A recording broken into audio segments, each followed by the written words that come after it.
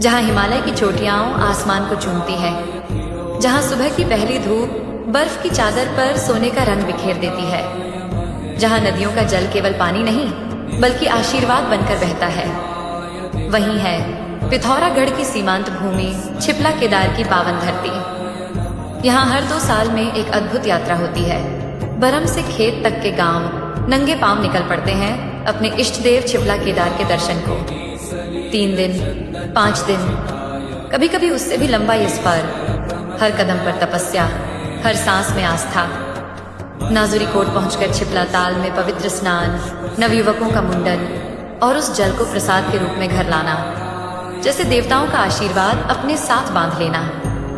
लेकिन इस आस्था के पीछे छुपी है एक करुण प्रेरणादायक गाथा। छिपला केदार 9 भाइयों में सबसे छोटे, भाभियों के लाडले, पर बड़े भाइयों की आंखों में हमेशा शक का साया।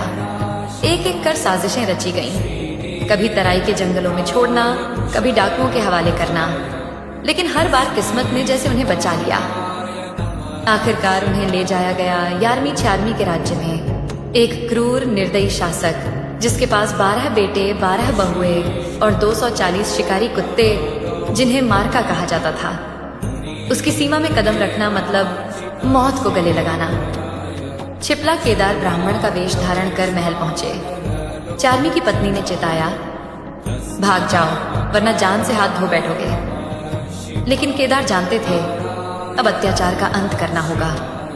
शिकार से लौटे 4वीं के बेटे भूख से व्याकुल, भोजन करने के बाद उनकी योजना थी इस ब्राह्मण का वध।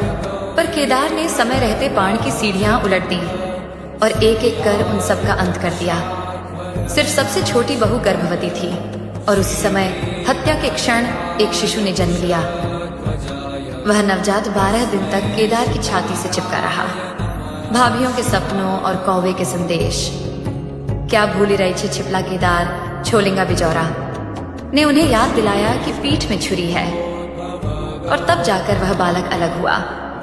उस बच्चे के रक्त के छींटे आज भी राता पौड़ के रूप में नाजुरी कोट में है, और उसकी जीभ आज भी नारायण आश्रम तवाघाट मार्ग पर एक चट्टान के रूप में मौजूद है, जो अमावस्या की रात एक अंगुल से हिलती है वरना नहीं। उस दिन 11वीं 4वीं का अत्याचार समाप्त हुआ और छिपला केदार ने अपने जन्मस्थान न लौटकर यहीं की धरती को अपना घर बना लिया।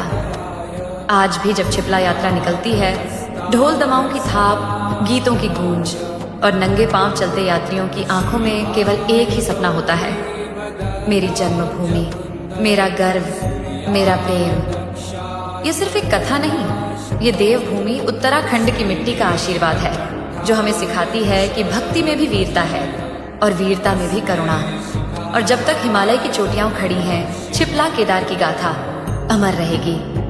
और आज इस अमर गाथा को जीवंत रखने का कार्य स्यानपुरी धामी गांव के आचार्य पान सिंह धामी जी कर रहे हैं। कथावाचन की अद्भुत शैली, भावपूर्ण आवाज और इतिहास को शब्दों में पिरोने की अद्वितीय कला के साथ वे इस पवित्र यात्रा की स्मृतियों और शिक्षा को नई पीढ़ी के हृदय तक पहुंचा रहे हैं। आचार्य जी केवल एक कथावाचक नहीं, बल्कि हमारी संस्कृति के प्रहरी, हमारे विश्वास के वाहक और उस विरासत के संरक्षक हैं जो पीढ़ियों तक हमें जोड़े रखेगी। जब उनकी वाणी में छिपला केदार का नाम गूंजता है तो लगता है मानो हिमालय की चोटियां भी सिर झुकाकर प्रणाम कर रही हों, और हम सभी गर्व से कह उठते हैं, जय छिपला केदार।